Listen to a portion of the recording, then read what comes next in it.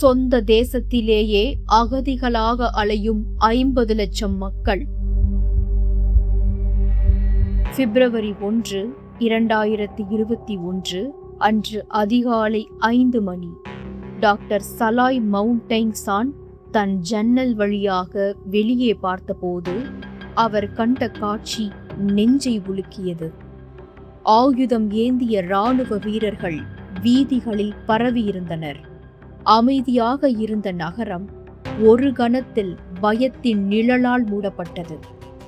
கட்டிடங்கள் சிதைக்கப்பட்டன. மக்கள் ஓடினர். சத்தமில்லாத ஒரு அலறல் காற்றில் நிரம்பியது. இது உண்மையா?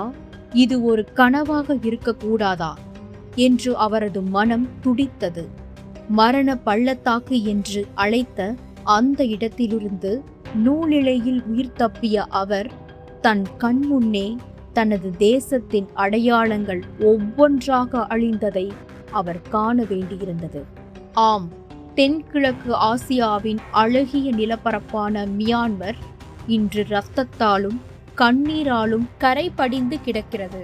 2021 நடந்த இராணுவ புரட்சிக்கு பிறகு ஆயிரக்கணக்கான நிரபராதிகளின் வாழ்க்கையை சிதைத்த ஒரு இருள் நாளாகியது. அந்த நாளிலிருந்து அங்குள்ள கிறிஸ்தவர்களின் வாழ்க்கை ஒரு முடிவில்லாத போராட்டமாகிவிட்டது. சின் இனத்தை சேர்ந்த கிறிஸ்தவர்கள் சொல்லவே முடியாத அளவிற்கு சித்திரவதைக்கு உள்ளாக்கப்படுகிறார்கள். குறிப்பாக மியான்மர் இராணுவம் ஆலயங்களுள் அத்துமீறி நுழைகின்றன. சிலுவைகள் உடைக்கப்படுகின்றன. அதையும் தாண்டி வார்த்தைகளில் விவரிக்க முடியாத அளவுக்கு கொடூரமான போர்க்குற்றங்கள் இராணுவத்தினரால் நடைபெறுகின்றன. பெண்கள் பாலியல் வன்கொடுமைக்கு ஆளாக்கப்படுகின்றனர். முதியவர்கள் சித்திரவதை செய்யப்படுகின்றனர்.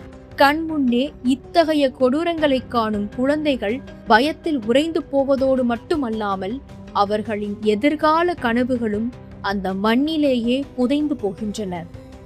குடிநீர், கல்வி, மருத்துவம் என அடிப்படை உரிமைகள் கூட கிறிஸ்தவர்களுக்கு மறுக்கப்படுகின்றன.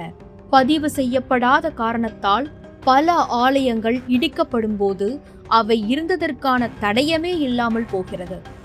இன்று கிட்டத்தட்ட 8000 அப்பாவி கிறிஸ்தவர்கள் கொல்லப்பட்டுள்ளனர்.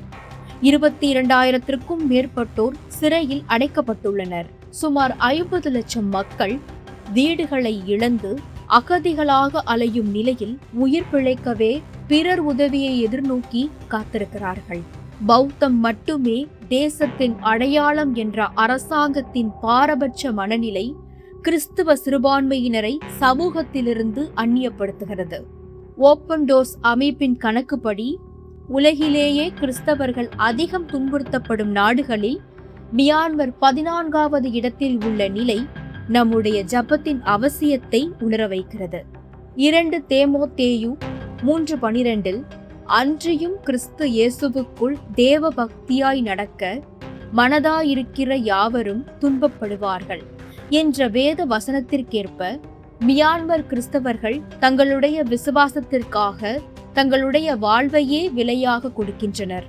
அவர்கள் சந்திக்கும் இந்த உபத்திரவத்தில் நாம் அவர்களுக்காக திறப்பில் நிற்க கடமைப்பட்டிருக்கிறோம். கர்த்தராகிய இயேசுவே, கண்ணீரோடும் அச்சத்தோடும் வாழ்ந்து வரும் மியான்மர் தேச சகோதர சகோதரிகளுக்காக உம்மிடம் கெஞ்சுகிறோம்.